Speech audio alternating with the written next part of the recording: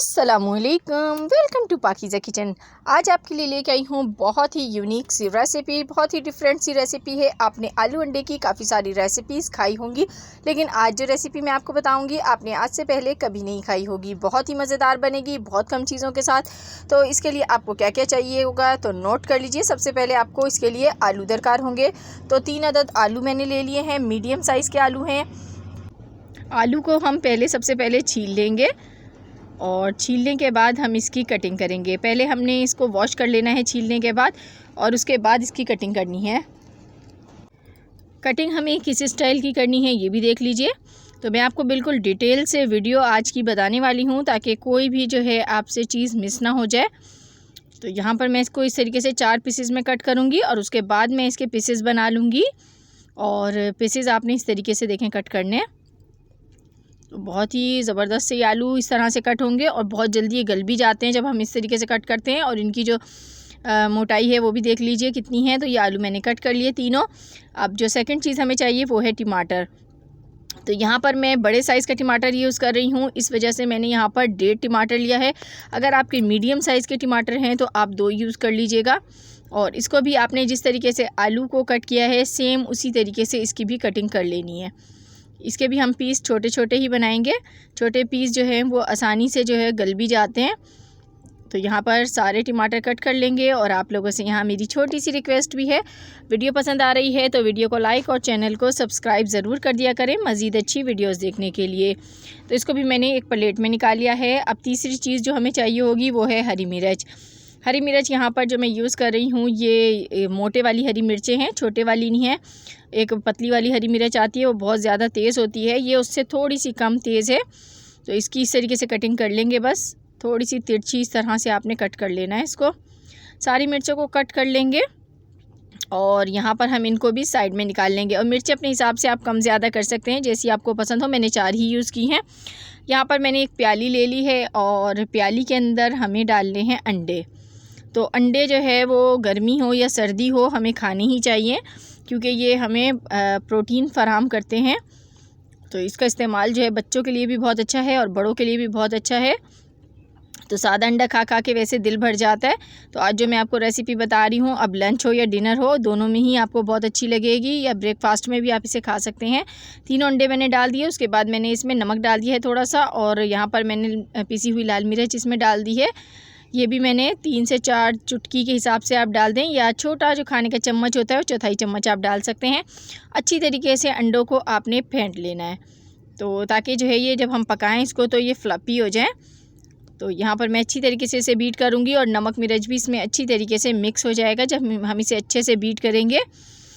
तो देखें बस ये बीट हो चुका है। दूसरी तरफ मैंने एक पैन लिया है और उसको मैंने रख दिया है यहाँ पर ऑयल डाल के गर्म होने के लिए। ऑयल को आपने गर्म करना है, ठंडे तेल के अंदर आपने ये काम नहीं करना। जैसे ही ऑयल गर्म होगा तो इसके अंदर हम डालेंगे ये जो हमने एग फेंट के रखे हुए हैं 3, ये इसमें शामिल कर देंगे। और यहाँ पे मैं आपको बताऊँ तो आप जो है ना अंडों की क्वांटिटी अपने हिसाब से कम ज़्यादा कर सकते हैं, कम तो नहीं ज़्यादा कर सकते हैं। तो जितना आप ज़्यादा डालेंगे उतना ही मज़ा आएगा आपकी रेसिपी में। तो अंडे को देखें मैंने इस तरीके से, जैसे सिंपल हम अंडा फ्राई करते हैं फुल फ्राई, बिल्कुल वही मेथड आपने करना है और इसको फ्राई कर लेना है। तो थोड़ा सा मोटा अंडा हम फ्राई करेंगे, बहुत ज़्यादा इसको हम फैलाएंगे नहीं। इस तरीके से ये देखें, तो अंडा जो है इस तरीके से हमारा पूरा बहुत अच्छे से फ्राई हो जाएगा। और इसको फ्राई करने के बाद हम निकाल लेंगे। बहुत ज़्यादा ओवर कुक नहीं करना है आपने। जैसे ये पक जाएगा तो फिर मैं इसके निकाल के पीसेस बना लूँगी। तो यहीं पर हम इसको कट कर लेंगे ताकि हमारा जो अंडा है छोटे छोटे चंक्स में तब्दील हो जाए। तो देखें ये अंडा हमारा बिल्कुल पक चुका है, इस टाइम कुक हो चुका है। तो बस इसको तोड़ लेंगे इस तरीके से, इसके छोटे छोटे से पार्ट्स बना लेने हैं। तो यहाँ पर देखें मैंने इसको निकाल लिया है एक प्लेट में और यहाँ पर इसके हमने छोटे छोटे पीसेस करने हैं। तो ये चम्मच की मदद से ही मैं कर लूँगी। अगर हम इसको नॉन स्टिक में करेंगे तो नॉन स्टिक बर्तन में जो है निशान वगैरह पड़ जाते हैं, तो वो सही नहीं रहता। इस वजह से मैंने इसको निकाल लिया और इस तरीके से मैंने कर लिया, बहुत ईज़िली हो गया। उसके बाद वही हमारे पास पैन है जिसके अंदर हमने अंडा फ्राई किया है, उसमें मज़ीद ऑयल डालेंगे और ऑयल डाल के उसको गर्म करेंगे और उसमें हम आलू शामिल कर देंगे। आलू डाल के इसको हमें करना है यहाँ पर फ्राई।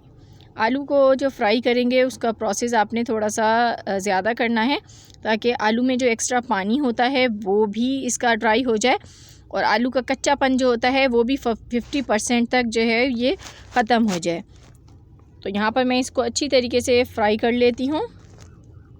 साथ ही मैं इसमें लहसुन भी शामिल करूँगी। 2 जवे ले लिए मैंने लहसुन के, जिनको मैंने चॉप कर लिया है।